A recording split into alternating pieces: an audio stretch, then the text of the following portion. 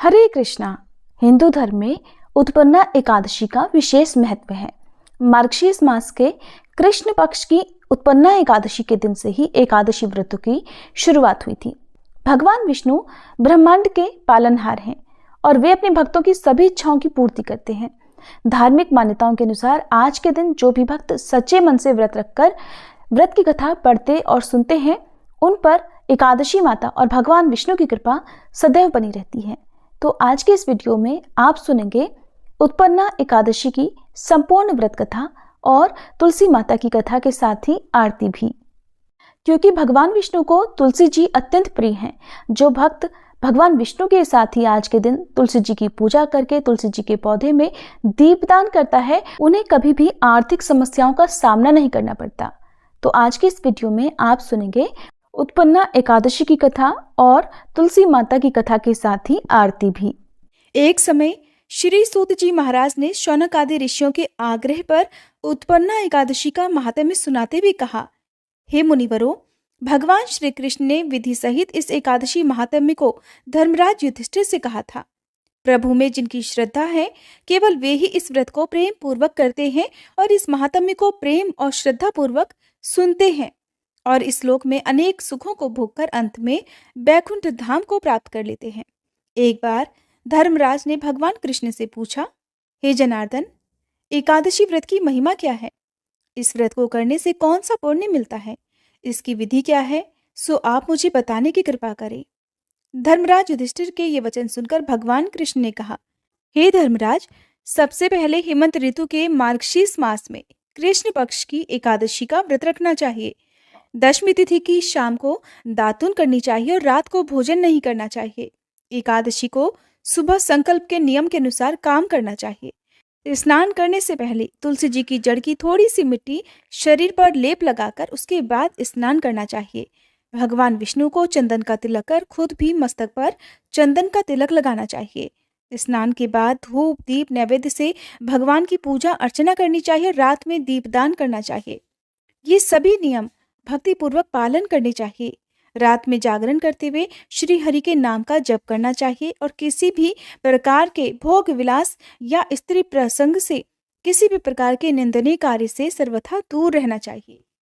हे युधिष्ठिर, जो फल वेद पाठी ब्राह्मणों को 1000 गोदान करने से प्राप्त होता है, उससे 10 गुना अधिक पुण्य एकादशी का व्रत करने से मिल जाता है। 10 श्रेष्ठ ब्राह्मणों को भोजन कराने से जिस पुण्य की प्राप्ति होती है, वही एकादशी के पुण्य के 10वें भाग के बराबर हो जाता है। निर्जल व्रत करने का आधा फल एक बार भोजन करने के बराबर होता है। इसलिए एकादशी का व्रत करने पर ही यज्ञ दान तप आदि पुण्य मिलते हैं, नहीं तो नहीं मिलते। इसलिए जीवन में एक बार एकादशी का व्रत अवश्य ही करना चाहिए। इस एकादशी के व्रत में शंख से जल नहीं पीना चाहिए। मांसाहार और अन्य तामसिक भोजन का त्याग करना चाहिए। एकादशी व्रत का फल 1000 यज्ञों से भी ज्यादा माना गया है। भगवान श्री कृष्ण के वचन सुनकर धर्मराज ने कहा, हे प्रभु, आपने इस एकादशी व्रत के पुण्यों को अनेक तीर्थों के पुण्य से अधिक श्रेष्ठ और पवित्र क्यों बतलाया है? कृपा करके ये सब आप विस्तार पूर्वक कहिए। तब भगवान श्री कृष्ण ने कहा, हे धर्मराज, पौराणिक कथाओं के अनुसार सतयुग में मुर्द नाम का एक दैत्य उत्पन्न हुआ, जो कि बहुत बड़ा बलवान और भयानक था। उस प्रचंड दैत्य ने देवराज इंद्र, आदित्य, वसु, वायु, अग्नि आदि सभी देवताओं को पराजित करके उनके अधिकार छीन लिए। तब इंद्र सहित सभी देवतागण भयभीत होकर भगवान शिव की शरण में गए और उनसे सारा वृतांत कहा। तब देवतागण कहने लगे कि हे कैलाशपति, मुर्द दैत्य से भयभीत होकर सभी देवता मृत्युलोक में फिर रहे हैं। तब भगवान शिव कहने लगे, हे देवराज, हे देवतागणों, तीनों लोकों के स्वामी, भक्तों के दुखों का नाश करने वाले भगवान विष्णु की शरण में तुम सभी जाओ। वे ही तुम्हारे दुखों को दूर कर सकते हैं। शिव जी के ऐसे वचन सुनकर सभी देवता क्षीर सागर में जा पहुंचे और कहने लगे कि हे मधुसूदन, कृपया आप हम सबकी रक्षा करें। हे प्रभु, दैत्यों ने हमें जीतकर स्वर्ग से निकाल दिया है। आप कृपया उन दैत्यों से हम सभी की रक्षा करें।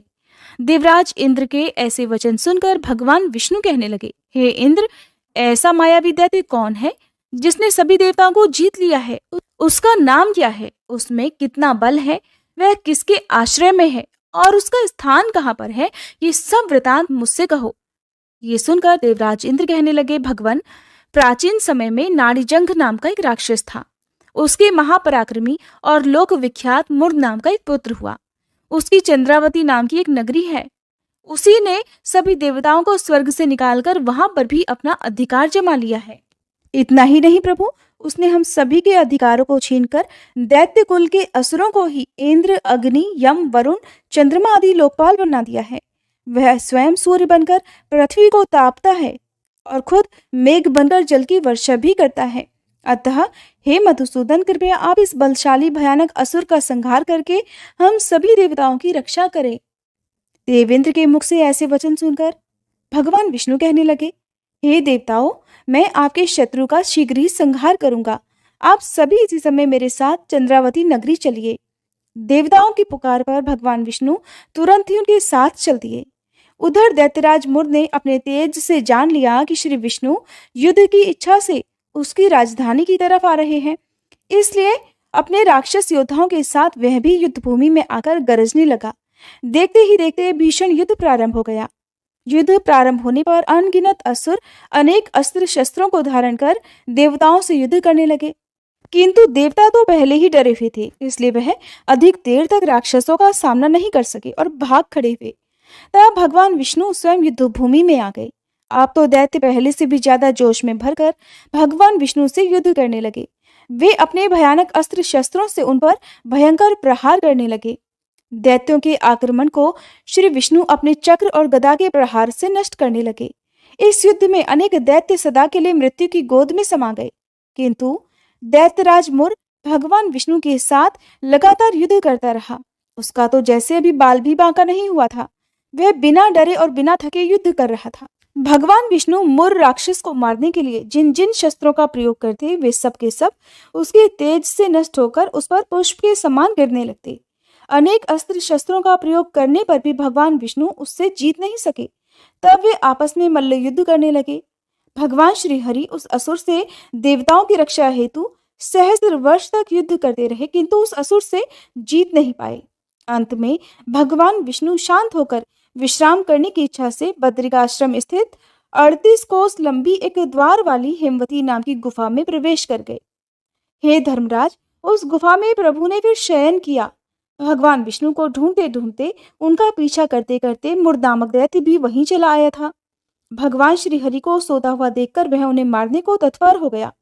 वह सोच रहा था कि मैं आज अपने चिर शत्रु को मारकर हमेशा हमेशा के लिए निष्कंटक हो जाऊंगा, परंतु उसकी यह इच्छा पूर्ण नहीं हो सकी, क्योंकि उसी समय भगवान विष्णु की दिव्य देह से एक दिव्य वस्त्र धारण किए हुए अत्यंत मोहिनी कन्या प्रकट हुई।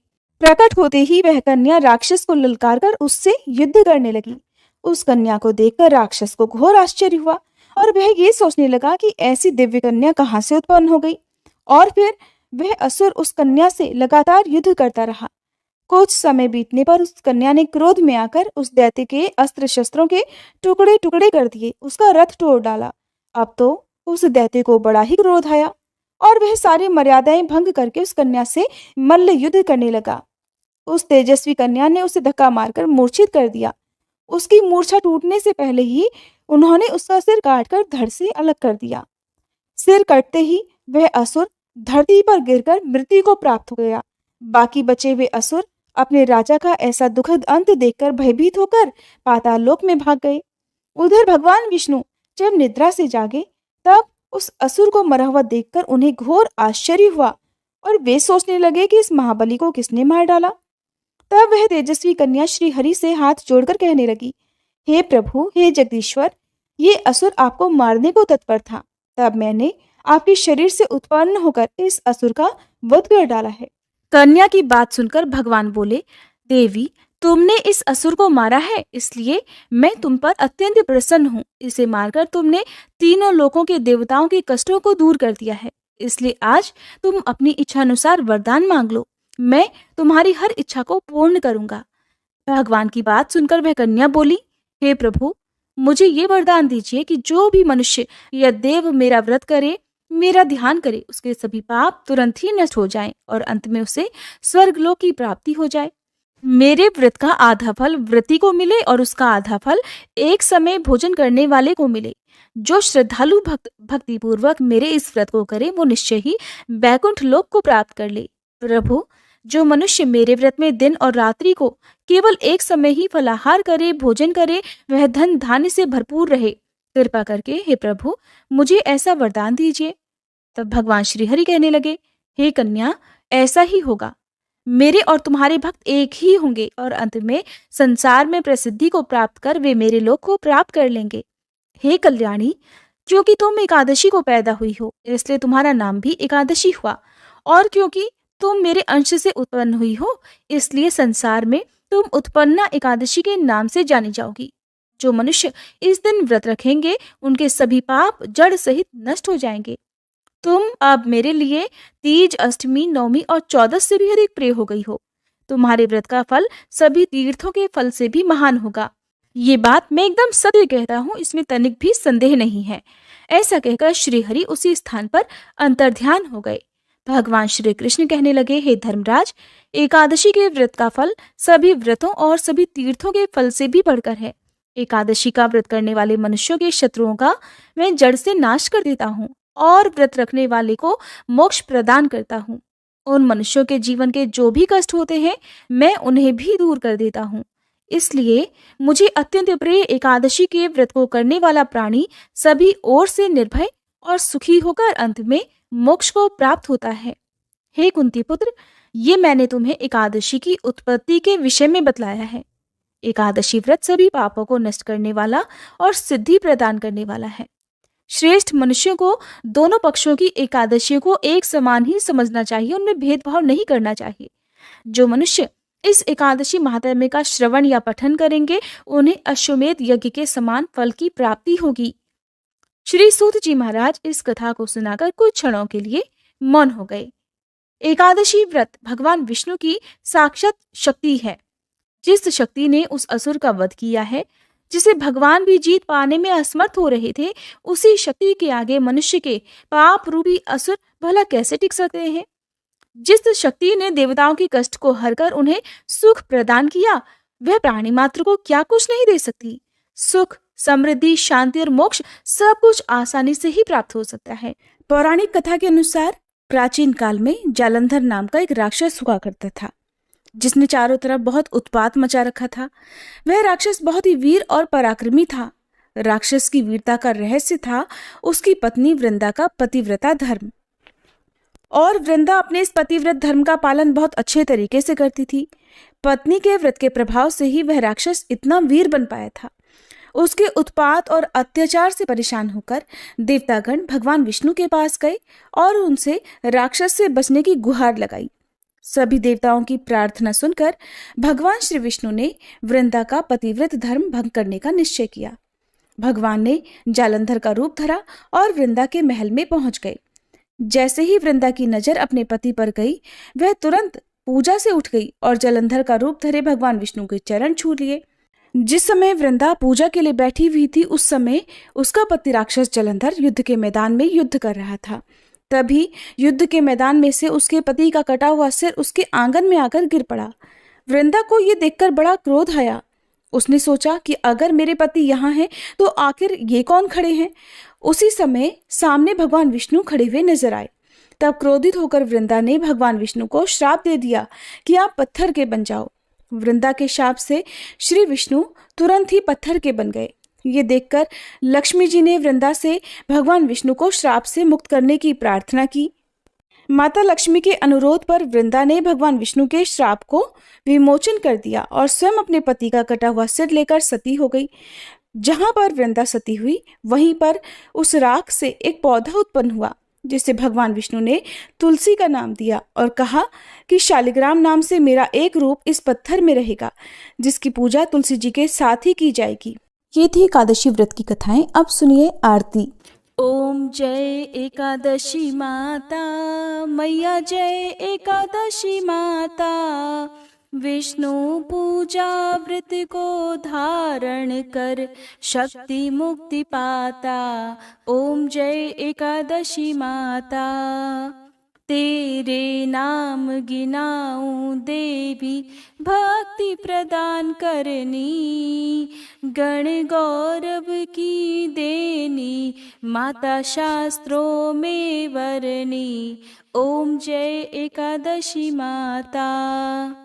मार्गशीर्ष के कृष्ण पक्ष की उत्पन्ना, विश्वतारिणी जनमी, शुक्ल पक्ष में हुई मोक्षदा, मुक्तिदाता बन आई।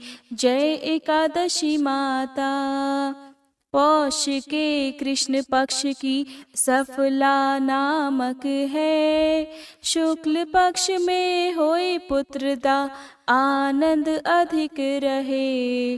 ओम जय एकादशी माता। नाम षट तिला माघ मास में कृष्ण पक्ष आवे, शुक्ल पक्ष में जया कहावे, विजय सदा पावे। जय एकादशी माता। विजया फागुन कृष्ण पक्ष में शुक्ला आमल की, पाप मोचनी कृष्ण पक्ष में चैत्र महाबली की। ओम जय एकादशी माता। चैत्र शुक्ल में नाम कामदा, धन देने वाली, नाम बरूथनी कृष्ण पक्ष में वैशाख महावाली। ओम जय एकादशी माता। शुक्ल पक्ष में होए मोहनी, अपराजेष्ठ कृष्ण पक्षी, नाम निर्जला सब सुख करनी, शुक्ल पक्ष रखी। जय एकादशी माता। योगिनी नाम आषाढ़ में जानो, कृष्ण पक्ष करनी, देव शयनी नाम कहायो, शुक्ल पक्ष धरनी। जय एकादशी माता।